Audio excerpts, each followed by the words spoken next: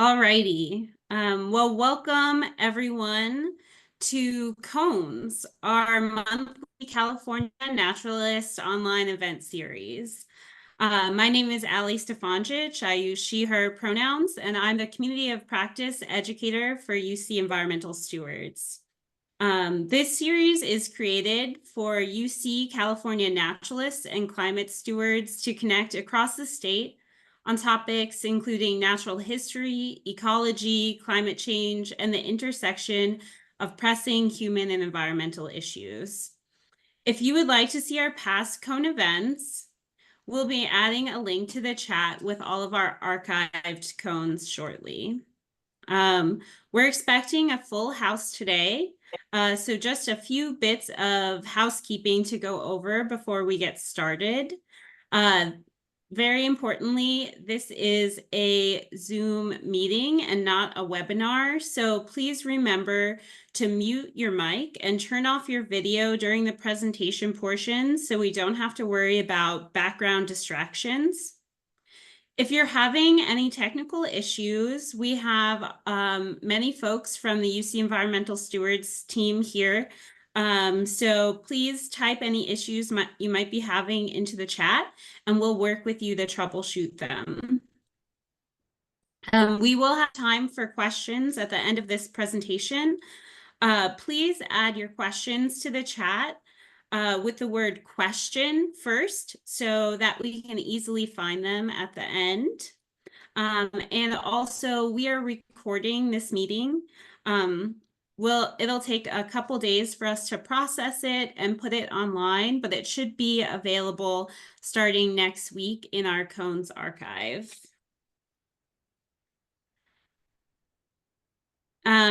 We also like to start off by acknowledging that this virtual presentation is taking place throughout the unceded territory of California, home to nearly 200 tribal nations.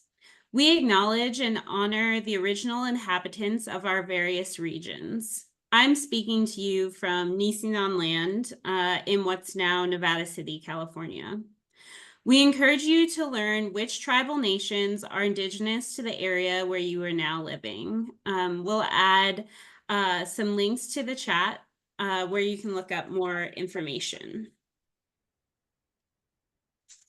And so this talk is part of the California Biodiversity Day celebration. So September 7th was California Biodiversity Day. And there's a week-long celebration of California nature from September 7th to September 15th happening. And so we're so excited you all can be part of the celebration. And I'm just going to start off the presentation by letting you know a little bit more about California Biodiversity Day and some other ways you can get involved. So California Biodiversity Day was established in 2018, and it was part of California's first biodiversity initiative to safeguard the state's natural heritage in response to a growing loss of biodiversity. In 2020, a groundbreaking executive order was signed to protect 30% of California's land and waters by 2030.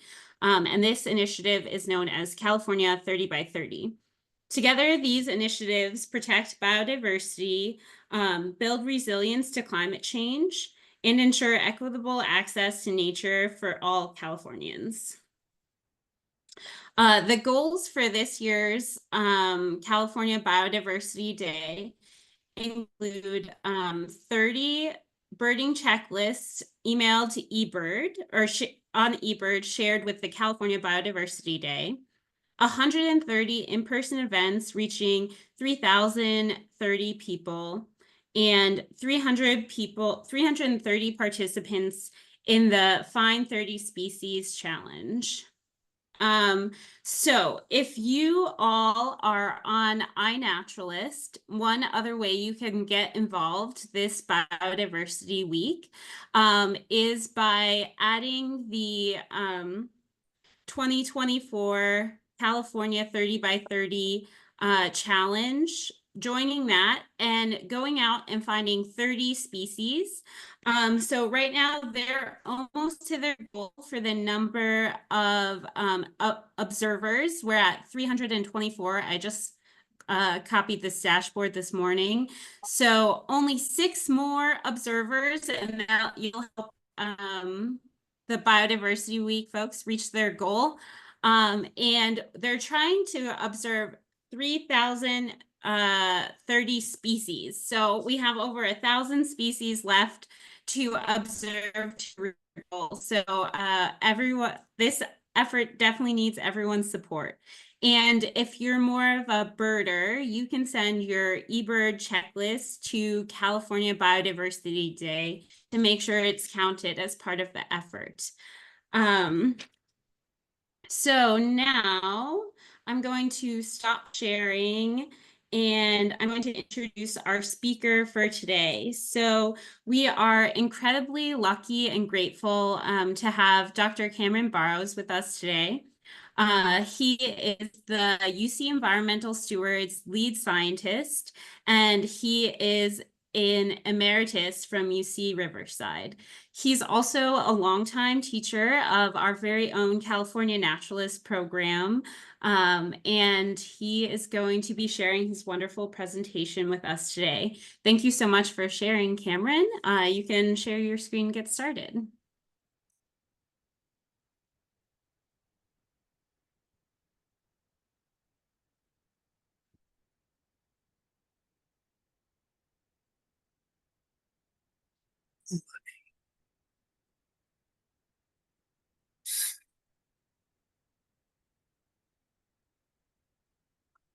Hopefully everybody can see that. Yep, looks great. Thank you. Thank you. Well, welcome. Good afternoon, everyone. And I'm very pleased to be here. Wanted to chat a little bit with you today about California biodiversity to be consistent with the theme of the day, but also talk a little bit about some of the things that we do down in the desert and with respect to maintaining a sense of community with our past graduates of the California Naturalist and Climate Stewards courses. But first, I want to take you a little bit back in time, and I want to share with you what California looked like not that long ago, probably 30,000 years ago, maybe even as recently as 20,000 years ago. Walk in the woods would have been a very different experience for us. There were people here, the Native Americans, the indigenous people had arrived and witnessed what we're seeing in this image right here. It was a very, very different place than it is today. If you were to go a little bit further north towards the sort of the central northern portion of the United States, you'd see a wall of ice coming down from the north, probably over a mile thick. And there'd be a different group of animals and creatures and plants that were being pushed north or being pushed south as that wall of ice started moving further and further south. As it did, the animals and plants had to shift and they had to move to the southern part. And that's why we have in the La Brea tar pits and in Anza-Borrego and throughout California, we have woolly mammoths and imperial mammoths and all sorts of different examples of a very, very different flora and fauna that lived in California not that long ago.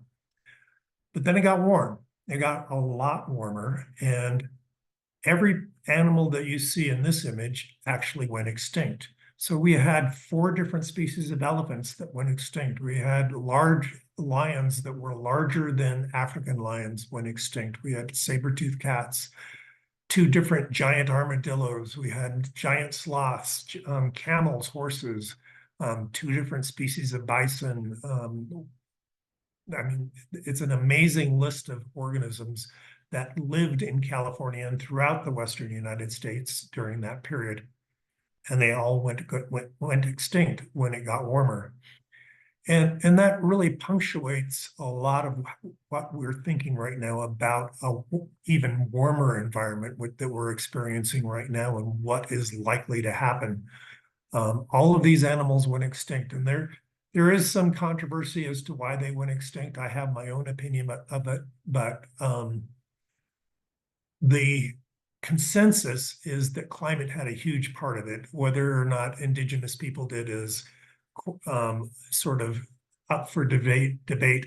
I don't believe that. I mean, I know that they hunted these animals and they used them for a protein source, but the reason that I don't believe that they caused the extinction is because elephants lived with humans for over hundreds of thousands of years in Africa, and they still do. So humans don't necessarily cause elephants to go extinct. The same thing is true in Asia, where the Asian elephant still lives.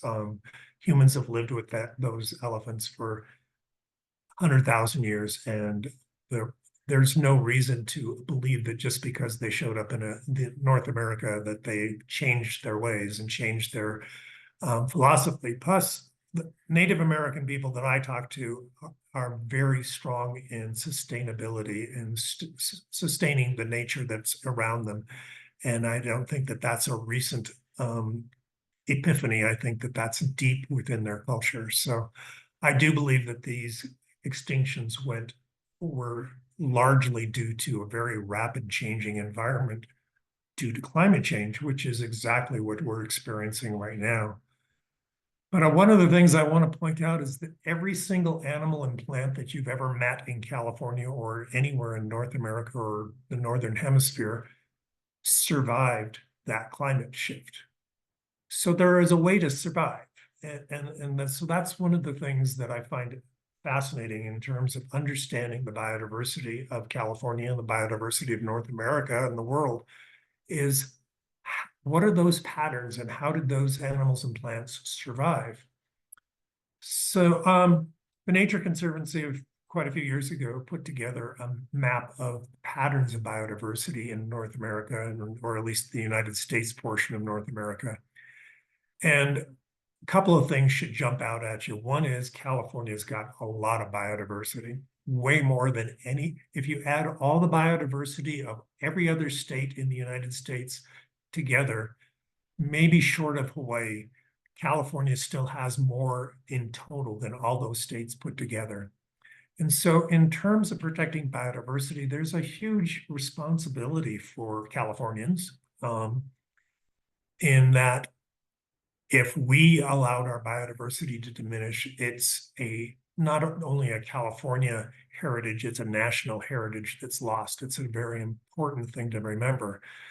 But when I get my students looking at this map, and I know I have quite a few of those students in the audience right now, so I'm going to ask them to keep them, don't say anything, but I always ask them, the students, why is there very little biodiversity in the northern tier states?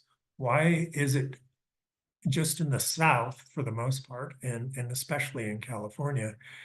And everybody comes up with their own ideas, but the answer really is that those glaciers came down and covered most of Michigan and most of Wisconsin, most of those northern tier states. And even though those states today are covered in dense forests and grasslands and so forth, those plants and animals that live there today are really a recent established set of flora and fauna that they've moved in after the ice sheets have gone away, whereas the animals and plants got shifted down into the south, and they especially moved into the mountains. So you can see that the mountains, like the Appalachian Mountains and Chisos Mountains down in Texas and the Sierra Nevada and the mountains there, that's where most of the biodiversity is. And so mountains have a big deal.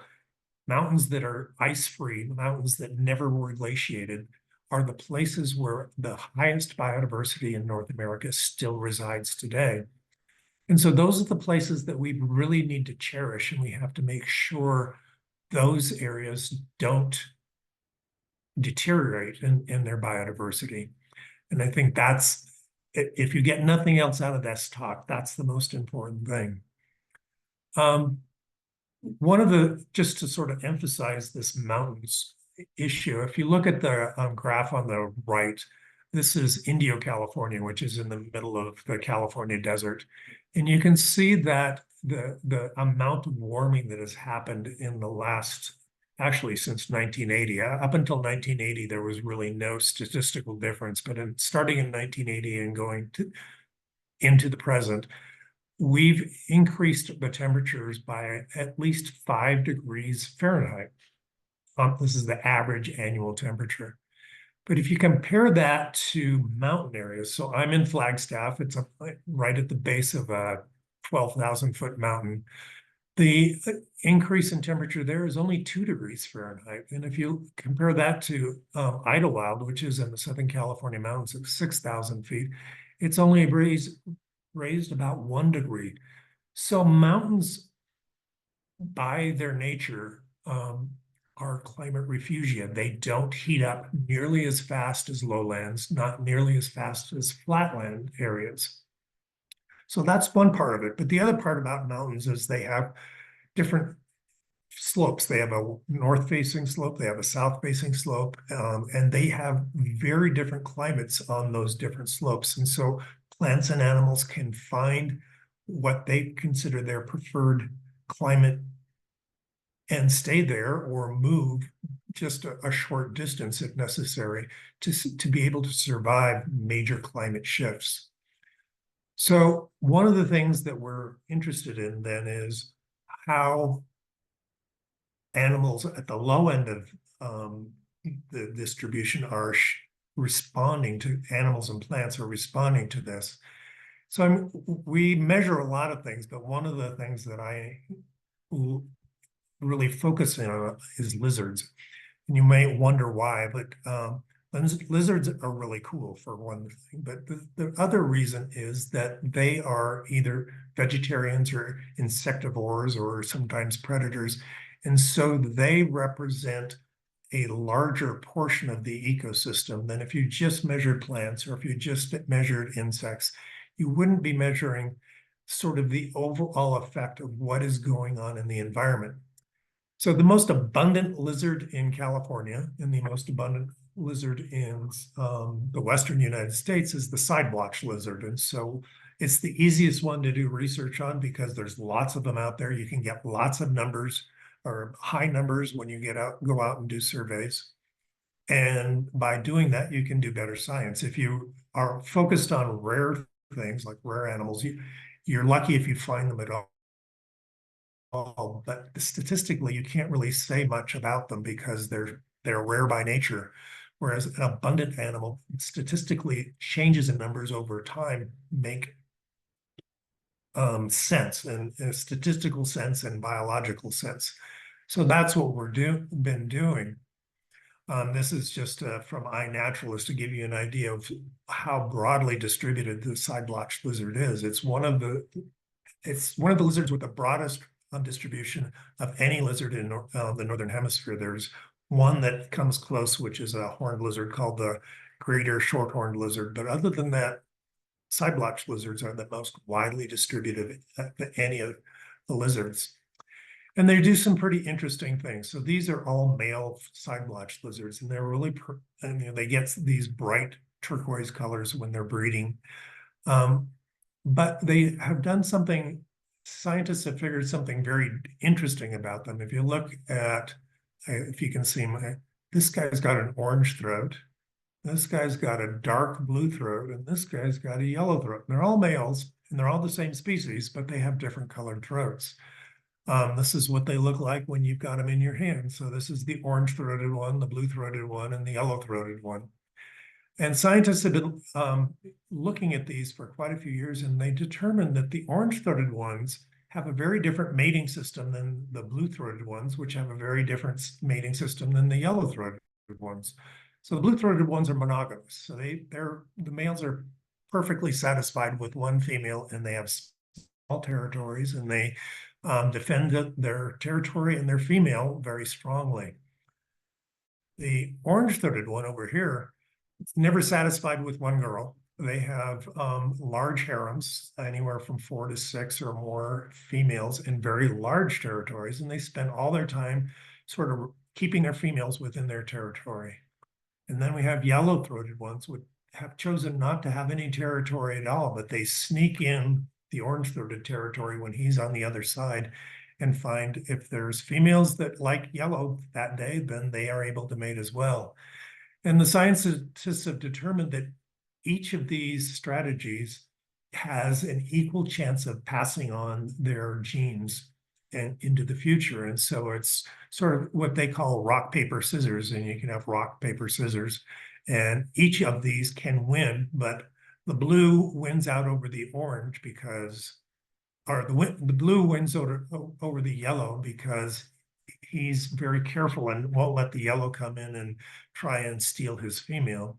The yellow meets over the orange because the orange can never keep track of all of the females coming in, and the yellow ones kind of look like a female anyway, and so they can get in. And then the orange wins over the blue because he has more females. So it's the rock, paper, scissors story. And it's all of that is just to give you sort of a feeling for the personality and interest that these different lizards can have. But what I'm really interested in is whether these animals are moving up the mountain. So they're starting at a relatively low elevation, and we would expect if they're tracking temperature that they would be moving up the mountain, and we'd see that over time. Another thing that they might be doing is leaving the bottom, and as they move up, they're leaving the bottom. And so that's another thing we want to look for. And one of the things I want to make clear is it's not because the lizard kind of looks at the mountain and says, I bet it's better up there, so I'm going to move up the mountain. It's because the populations that are closer to the higher elevations, if the climate starts changing, have higher breeding success. And so their progeny are closer to that top. And as they disperse, they move a little bit further into that higher elevation and so forth. Whereas those at the lower elevation, if it's no longer suitable, they don't breed very successfully, if at all. And so their populations dwindle at the bottom. But it's not that they are making individual choices about moving up or down the mountain. It's just a matter of breeding success and the quality of their habitat wherever they are. So the thing that I want to stress here is that the research that we do here could only be done because of the CalNat alumni that we have down in our area. So we have probably about 30 to 40 of the alumni that really want to stay active and want to maintain a sense of community and make a contribution, and not just say, okay, that was a fun class, we learned something, time to move on and take a cooking class or something like that. These are people that are become passionate about protecting the environment and understanding the environment. And so we have embraced that, and we go out and usually twice a week, usually once, a shorter hike on Wednesday and a longer hike on Friday. We go out and we count lizards, or sometimes we count plants, and sometimes we count any number of things. And we do it all over the Southern California region, up into the mountains and into the low deserts. And so this is just, and every day we go out, we take a picture of ourselves. So this is just 6 of the hundreds of pictures that I have of our group as we go out. But we have a wonderful time going out and doing this. And one of the things that I've always been interested in is I consider myself pretty good at spotting lizards. And so when I've got this large group of people with me, I wonder, well, does that make a difference? Do we see more lizards if there's a group of people, or maybe even less lizards? So we started actually quantifying that. And so if you think about this, there's up to 13 or 14 people would be on a given survey. And I would always take the number 1 position. So I was counting as if I was the only one there. And so I'm figuring I'm counting almost all the lizards. And then if the second person in line, then there's an addition, and the third person, fourth person, and so forth in line. And when I did the analysis there, it was quite humbling because I don't see all the lizards. In fact, until we get up to about 7 or 8 people in line, we don't even come close to seeing all the lizards that are active and up and about on any given day. And I'm stressing this is just how important this sort of what I call community science, I know Greg calls participatory science, is in terms of creating higher quality data and data that we can then really see that there are either differences or not differences over time when we're doing this sort of thing. So when I thought I was seeing all the lizards in the open desert, I only see about 40% of them, which is, again, quite humbling. But they're in an open desert, you can look in 360 degrees, and each direction there might be a lizard. And so it's hard to see all of those directions at once. Whereas in a chaparral area, usually you're kind of in a tunnel. The chaparral is very dense, and you're really only counting along the trail. And so at that point, I'm seeing closer to 70 or more percent. But even at that point, regardless of what kind of habitat it is, the community scientists, the volunteers, the CalNat grads have done a tremendous job at increasing and improving the quality of science that we do down here. And I can't stress that enough. So this is just an example of the kind of data we have. This is just one of the different sites that we've been surveying. For the class hasn't been going since 2012, but it's gone. I think we started in 2017 or 18, and you can see the rainfall is this line here, and then the different elevations are the colors of the boxes. And so the lowest elevation is the lightest color. The highest elevation on this particular site is the darkest color there.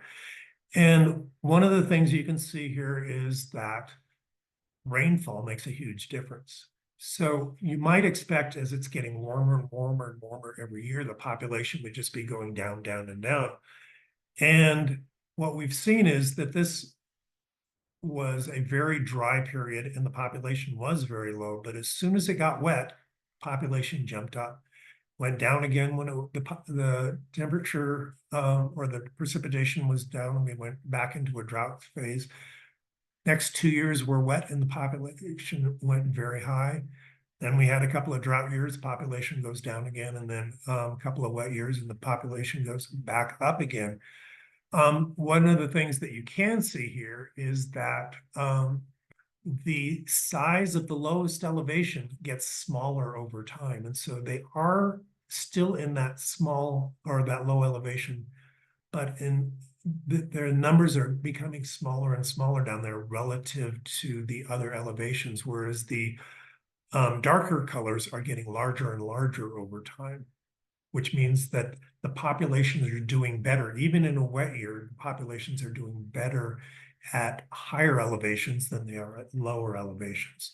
And that kind of fits with what we expected to happen here, was that there would be departure or the populations at the lowest elevations over time, because it's just too hot and too dry, are going to diminish, where if they have the ability, the populations that can move, again, not individuals moving, but moving as a population because of increased reproductive success at higher elevations.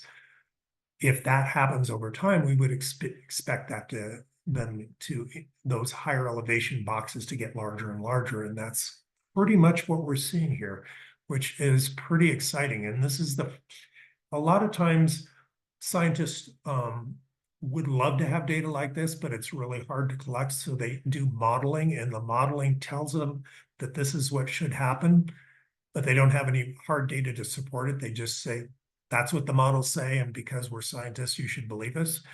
Well, here we have real data that show exactly what these lizards are doing over time, and they're doing exactly what we would expect them to do if climate is damaging or deteriorating their low elevation habitats, but increasing the quality of habitat at the higher elevations.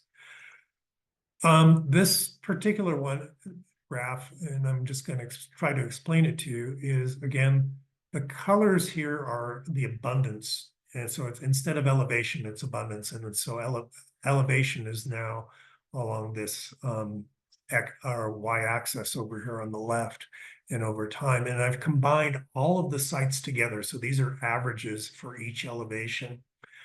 And if you look at the years, the red years are drought years, the black years are wetter than average years. And you can see the same sort of thing that's happened over all of the sites combined.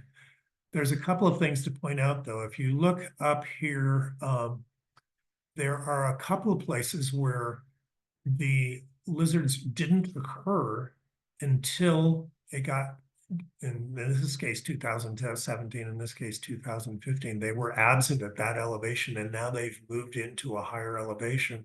And you can see over here the numbers are even increasing at that higher elevation.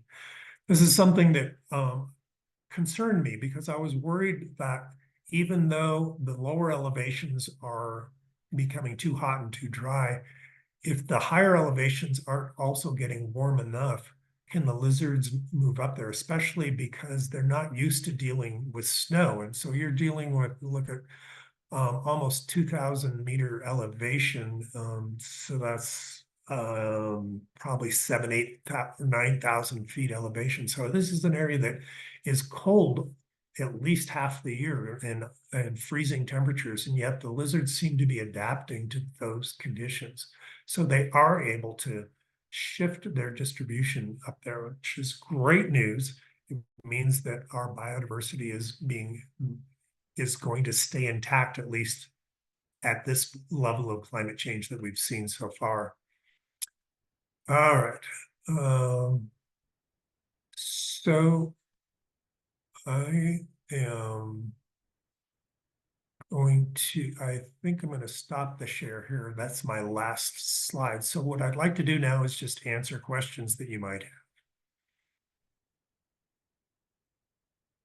Awesome. And before we start questions, I have a few questions to kick us off, but I'm just going to do a quick poll. So in lieu of sending you all an evaluation after this presentation, we just like to do this poll so you can quickly answer the questions while you're still in the chat, and then I'll kick off our questions. So I am launching the poll right now.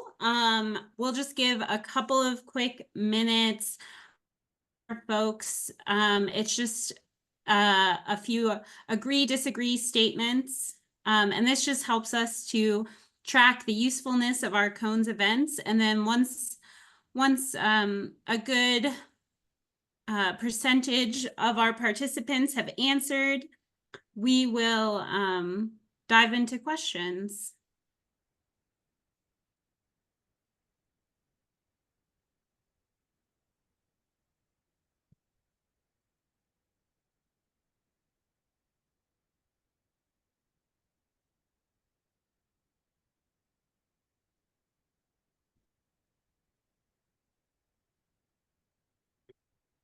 And I've had a couple people in the chat ask me about the recording.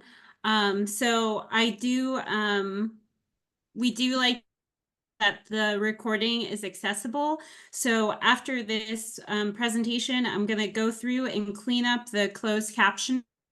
Then we'll post the link to YouTube and our Cones archive page. The link to our Cones archive page was shared earlier in the chat.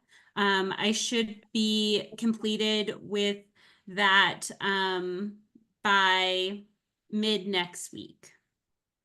So if you'd like to share this presentation with anyone else, you're more than welcome to share via that link. And the folks who specifically asked me to send it to them, I have recorded your emails, and I'll send it to you once that's done.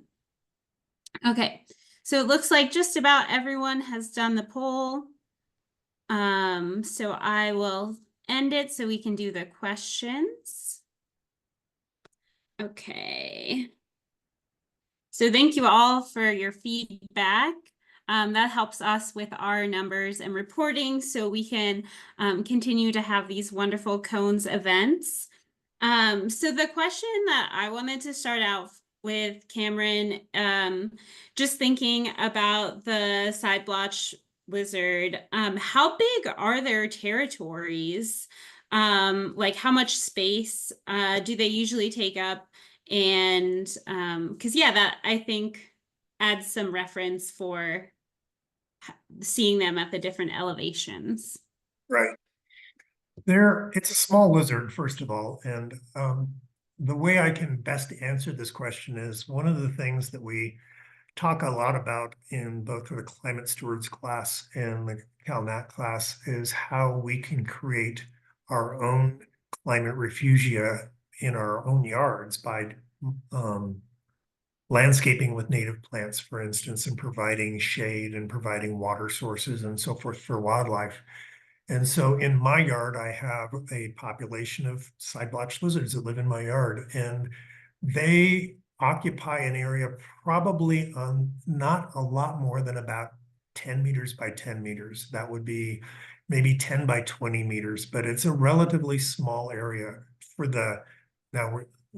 right now I'm talking about the blue-throated ones because they have a small territory and they're maintaining a fairly tight rein on their one female that they've got within their territory.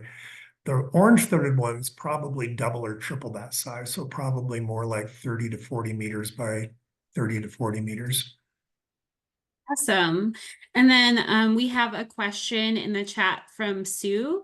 How long is the average life of the lizard? And does the change in altitude and climate change impact that lifespan? I don't know if that's within the study that you're doing, but yeah.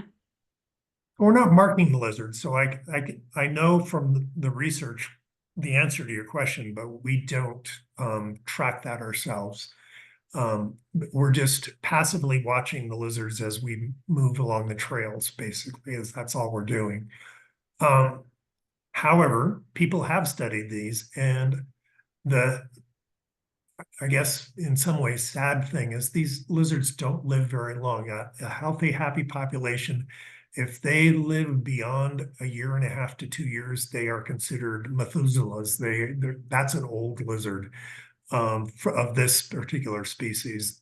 Mostly, they have to survive at least 1 year and breed that year, and so it's their strategy is to live fast, breed as much as you can, and then you die. Yeah.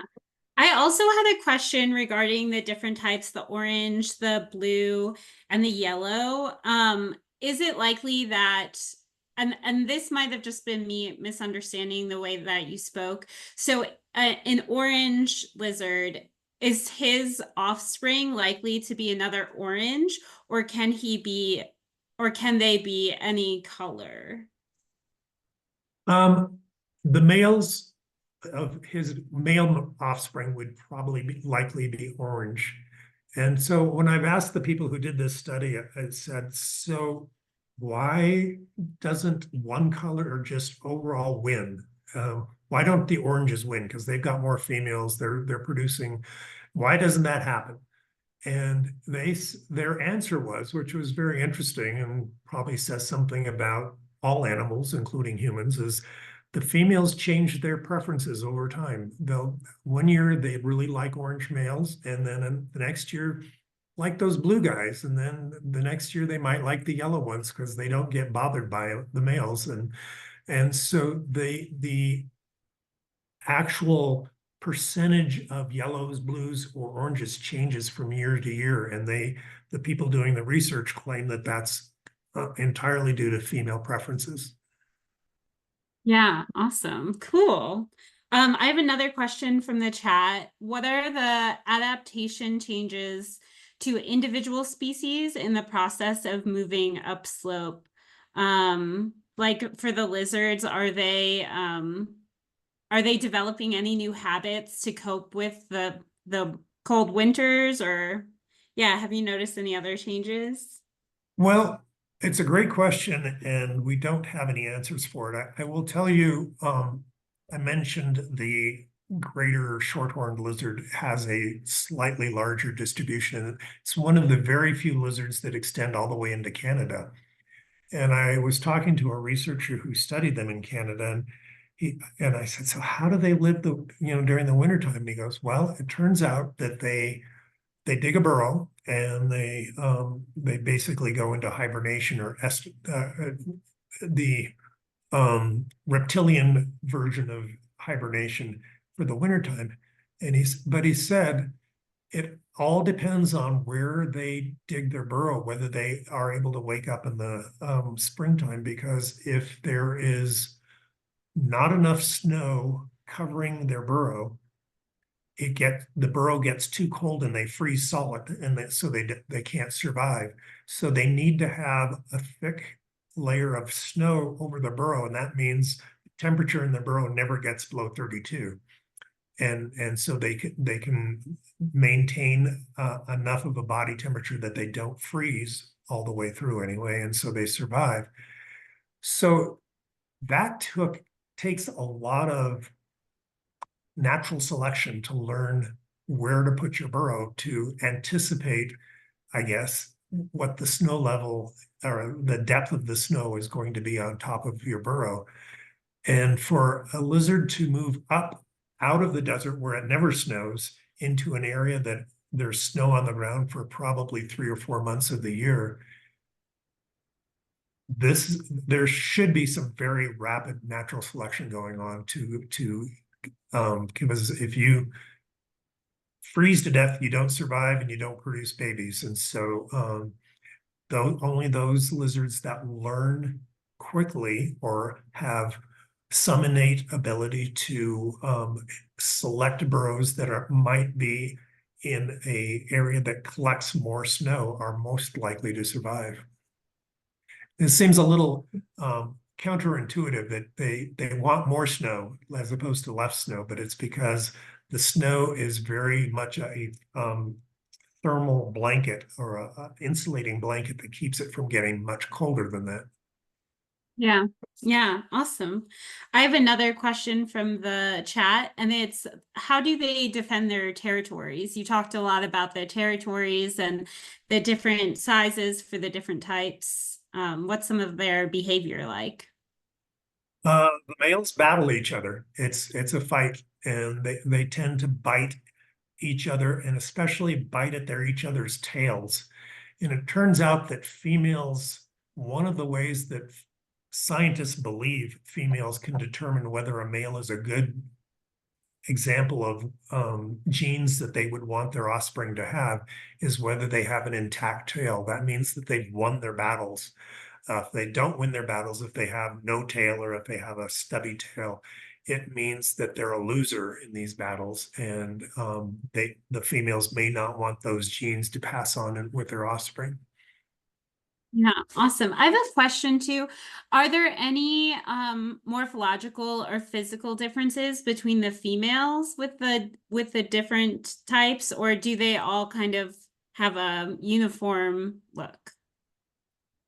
There's no differences. The females they don't have any color on their throats, and they don't have that bright turquoise color that I mentioned. The females, other than being mated with a male, their goal is not to be eaten. And so their focus is to look like a pile of leaves or pile of pebbles or something like that. And so that they are able to be more or less invisible from like a scrub jay or a shrike or something like that might be a predator. Whereas the males take their chances because they want to attract females. And so they're willing to extend themselves out there and say, look how colorful I am, and I'm still alive, so I must be really good. Whereas the females want to be as cryptic as possible so that they can survive long enough to produce babies. Yeah.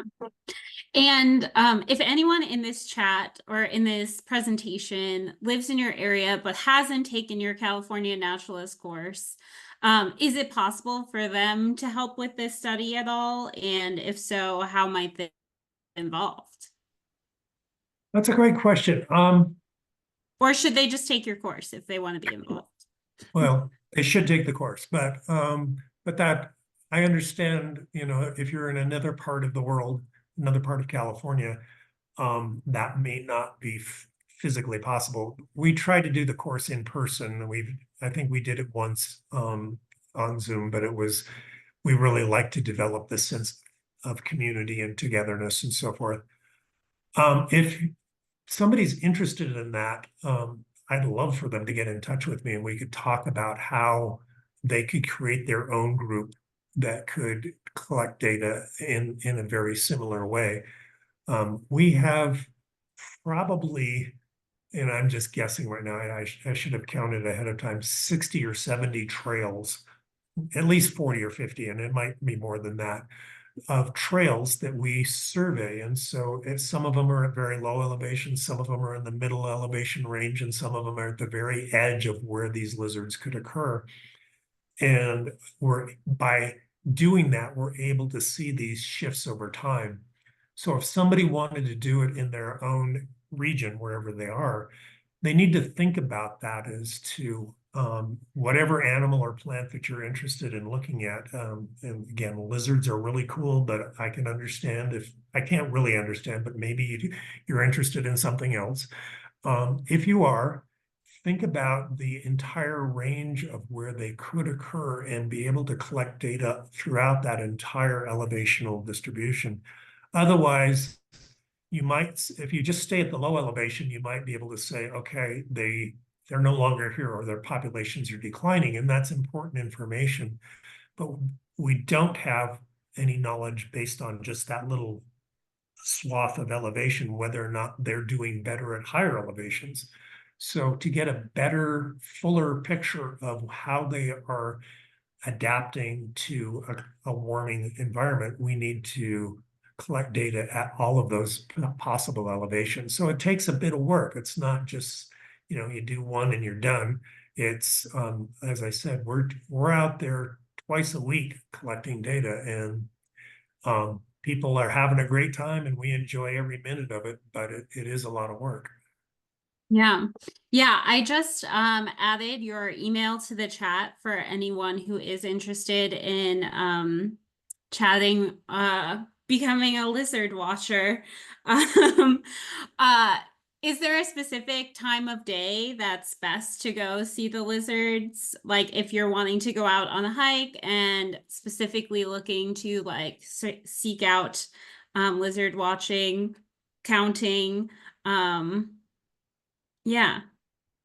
So great question. Lizards are ectotherms, so they are not producing their own heat. They are dependent on the environment for heat, and so they need it to be somewhat warm for them to have muscle activity and physiological activities that allow them to move around the territory and look for food and look for mates and so forth. But so it can't be too cold and it can't be too hot because they don't have sweat glands. They can't cool themselves. And so there is a relatively small window where it's probably as the air temperatures get into the mid to high 70s, and then all the way up through the sort of low 90s to maybe up to 100, but anything over that, no, and anything below that, no. So you're really looking for that sort of happy zone in the middle. And what we find often our trails are you hike one way and then you turn around and you hike back. And so we have to be careful that we're not double counting animals, and that we're sometimes we count a separate count on the way down because the temperatures are going to be different. We want to see how that changes. But otherwise, we have to be real careful that we're not duplicating or doubling our counts and adding all that together. We want to keep like the uphill count separate from the downhill count. Awesome. Are there any other questions from the group? You can feel free to unmute yourself too. If not, we might wrap up here. It's never a sad thing to get a couple minutes extra to your lunch break to just relax. Well, I just want to, just looking at the list of folks that are in the audience, there's a very large number of the people that have participated in the data collection that we've been doing. And so I just wanted to give a shout out to all of them because the data that we've got is because of you guys. And thank you very much for that. Yeah, if someone wants to unmute who's done the data collection and just talk about your experience briefly, you're more than welcome to.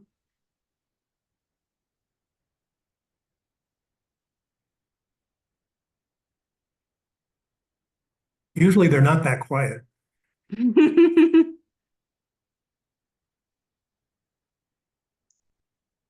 It was good to see that the group size didn't decrease the number of lizards you see. Okay, I'll let Peter talk. Yeah, I've been doing these surveys for several years, and it's just amazing. It's just a lot of fun. We're out with people that have the same interests. We're finding not just lizards, but we're looking at plants, geology, all kinds of things along the way as well. And just doing that with a group of people that all think alike and learn every time we go out. And we do over 80 trails actually right now, and we'll go. Some of them we'll do twice a year, some of them just once. It all depends really on the weather and availability, but every time we go, it's different. We find different things every time we go, even if it's the same trail. So we're always looking and finding things that we have questions about, and we try to figure out what's going on. So it's fun. It's a lot of fun.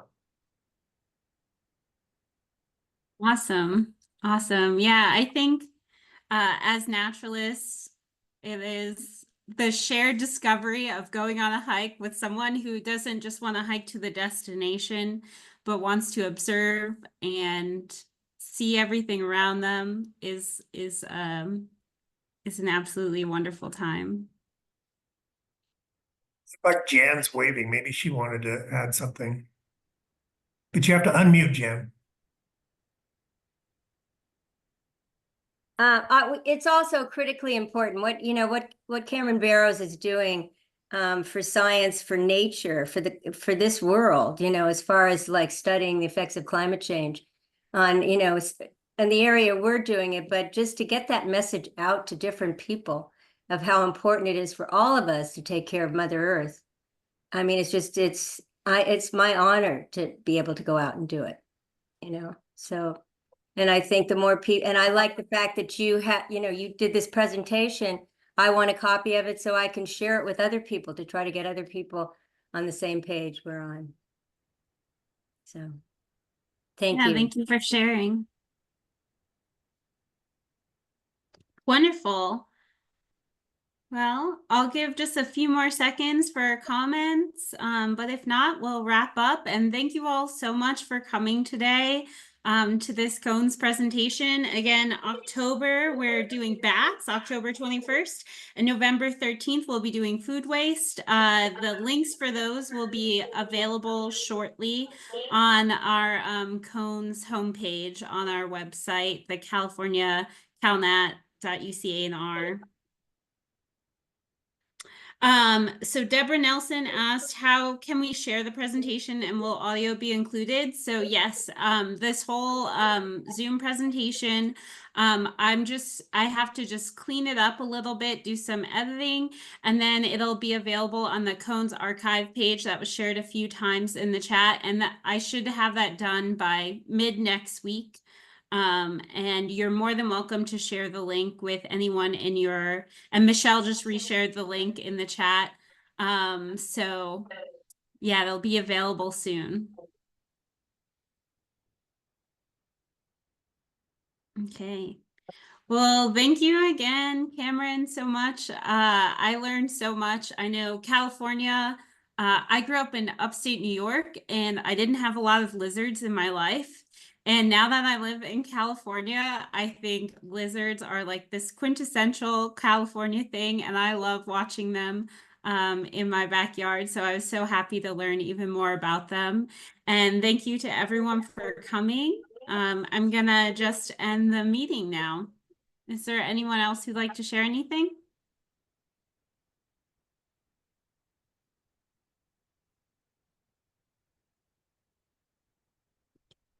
Okay, have a wonderful rest of your Tuesday.